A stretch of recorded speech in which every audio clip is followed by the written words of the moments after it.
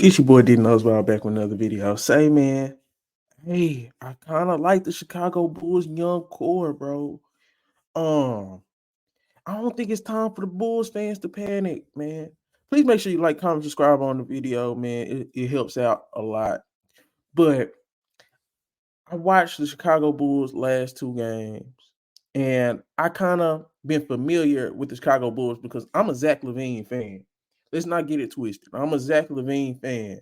Uh, I felt like he was the prototypical shooting guard, and I watched him coming out of UCLA. I was like, why is he on the bench? I didn't like how they was treating him in Minnesota. I love when he got to Chicago, and he would have been a 40, 50, 90 guy if he could shoot free throws a little bit better. Zach LaVine is a stud, bro. And I really like him, and I would like him in a different situation. I do not think he's a number one guy. I think he's a potential third guy on a championship team because I think he's a scorer, a pure scorer.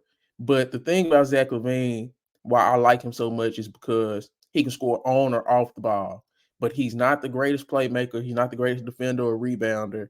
He's just a scorer, a guy you can go to, whether it's catching shoots and transition, things of that nature.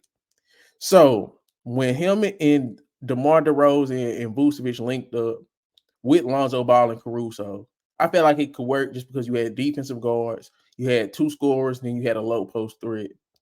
I did think they could ever win a championship, but I thought it was going to be good competitive basketball, which Chicago had lacked over the last couple years.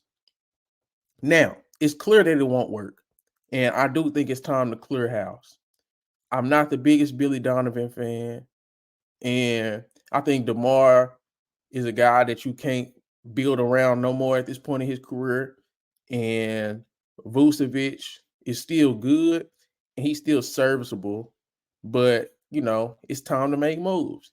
This is not a championship roster, and they've been losing a lot of games. The chemistry seems a bit off. It's kind of just time to move on. But I think the Chicago Bulls have some young guys that I really like. Kobe White in his last couple games against the Bucks and against the Pelicans, he's been looking really good, especially in crunch time. That's one of the things that I love to see out of young guys. Does the moment be too big for him? The moment hasn't been too big for Kobe White, and I really think he can be a building block at that guard position. Now he's not the greatest defender; he's solid, but he's so fast, and his 3-point shot has gotten so much better, and he's not scared of late game situations. I want to see what that looks like over the next couple of years for Chicago. I want to see what it looks like. Patrick Williams, he made some mistakes towards the end of the game against the Pelicans, but he made up for it. And he overall played very well in these last two games as well. He ain't shot from three well, but he just seems to be more comfortable out there with Kobe White. And the next guy I'm going to talk about, Ayo Dosunmu. I think Ayo Dosunmu is one of those guards that he just plays winning basketball. He just plays winning basketball. He fills in every gap that you need. That crossover on Giannis, that crossover Giannis and that pull up, that was nice. Him, him and Patrick Williams are actually pretty good in the mid range, and I would like to see some of that more. But the Chicago Bulls have a solid foundation. Now, I'm not saying these guys could be a number one option, number two option, number three. I'm not saying any of that, but they could be the building blocks to eventually find another good player in the draft. And I think you got to play the long game. Chicago Bulls should play the long game. But you got three solid young guys that can play well together, documented against good teams. Milwaukee Bucks and the Pelicans ain't no easy walking apart, especially when you don't have your two main guys. It's not no walking apart. Well, they had DeMar DeRozan against the Pelicans, but you know, they beat the Milwaukee Bucks without DeMar or Zach. Vucevic looked really good. So this is what it tells me. In the draft, maybe you target, and I'm looking far ahead. Well, I'm gonna start with this draft. In the 2024 draft, you look at a guy that fits with this team, and I like that they kind of have an identity, running gun, like getting out in transition. And I think you need a big guy and somebody that can do some of these things. Alex Sarr. I really like Alex Sarr for this team, But if you can't get Alex Sarr, maybe Ron Holland. Both those guys are long, rangy, can run. Alex Sarr, I think he's one of the better big defensive prospects that we've seen since Wemby. I think he can switch onto the perimeter. He can block shots. He runs the court, and he's shown some shooting. He's shown some real legit shooting from the outside. So I really would like Alex Sarr for the Chicago Bulls. Ron Holland, I think Ron Holland is another great transition player. He's a fiery competitor.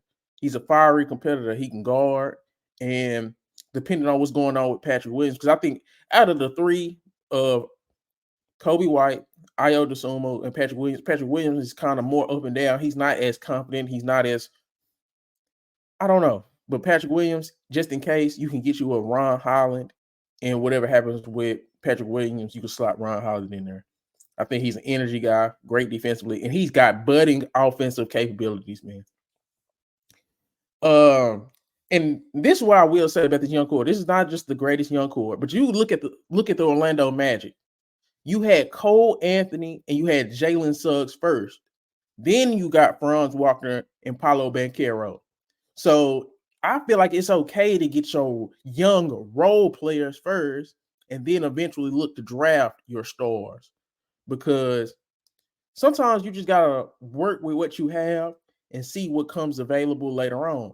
I get, oh well, Kobe White ain't no star. He ain't no number one on the championship team. Ayo Dosunmu ain't this. Patrick Williams ain't this. But I feel like you can put people around them, because if you keep this core together and you kind of get rid of Zach and DeMar and you just let these young guys rock, they gonna get you a number one pick. They gonna get you a number two pick, and you'll be able to eventually probably get you a star. And like I said, I want to play the long game. I'm looking at the Cooper Flags of the world, the Cameron Boozer. I feel like, see now, Cameron Boozer is going to be like a 2026 NBA draft pick. But if you can get Cameron Boozer, a guy, I feel like he would be great with Ayo Dosunmu, Patrick Williams, and Kobe White. And let's say you did get Alex Sarr or Ron Holland. Now you have legit offensive power teams. I think Cameron Boozer, I think he's the second best prospect regardless of class. I think it's Cooper Flag, Cameron Boozer, and AJ DeBonsa. Those are the three best, I think, I ain't gonna say generational. Yeah, generational prospects. I think Cameron Boozer is a generational prospect. I think Cooper Flag a generational prospect, and I think AJ DeBonsa a generational prospect.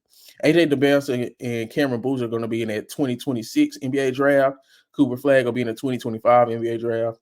And I feel like that's the kind of game the Chicago Bulls should play, the long game. But you draft another young role player guy with immense potential and a great skill set and a very versatile skill set in either Ron Holland or Alex Sarr. Those are the 2024 picks. I think the direction the Chicago Bulls should go with their 2024 picks, either Alex Sarr or Ron Holland. Then the next year, hopefully you can get like a Cooper Flag. But if you can't get Cooper Flag, you got guys out there like Ace Bailey, BJ Edgecombe. You just get talent, and then you look to see if you can get a Cameron Boozer. But you have to start playing the long game if you're the Chicago Bulls with the young talent you have, and if you're looking to rebuild, you got to rebuild with purpose. I think Cameron Boozer will be perfect in a running gun style with these young guards, because Cameron Boozer, to me, he reminds me of an athletic version of Domantas Sabonis mixed with Kevin Love. He's great in the mid-range. He can facilitate, and he's the best outlet passer I've ever seen at this stage of his career. He's like a junior in high school, and he's battle tested.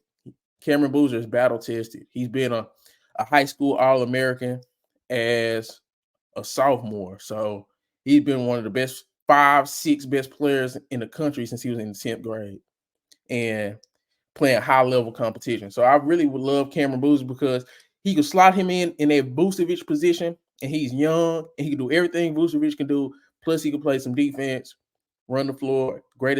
He's the best outlet passer since Kevin Love. And I just think the Chicago Bulls need to play long games like that. So I don't think the Chicago Bulls fans should panic. I think they got a solid foundation. And just like the Magic, you draft guys that are just good in their role and they're going to be good, productive players. And then you eventually draft a star because just don't panic. Just don't panic. I love what Orlando did. They didn't panic. They got good players until they was eventually able to land a star.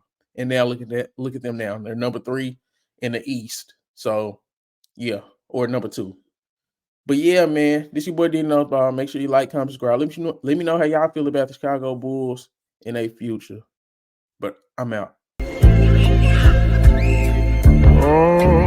Found some shit I love to do, so I can look comfortable. Searching for a peace of mind, need that when it's time to rhyme. Perfect in every line, any chance I get, and I know it takes time, but I will never quit.